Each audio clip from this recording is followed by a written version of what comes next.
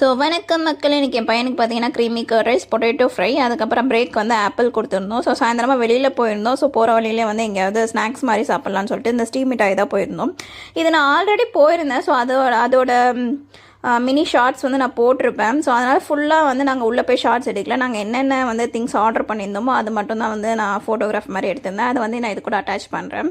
So நான் எங்கே போனாலும் வந்து இந்த ரசமலாய் வாங்கிடுறேன். ஏன்னு தெரியல, கரண்ட்டாக இப்போ வந்து இது கொஞ்சம் அடிக்ட் ஆகிட்டேன் அப்படின்ற மாதிரி சொல்லலாம்.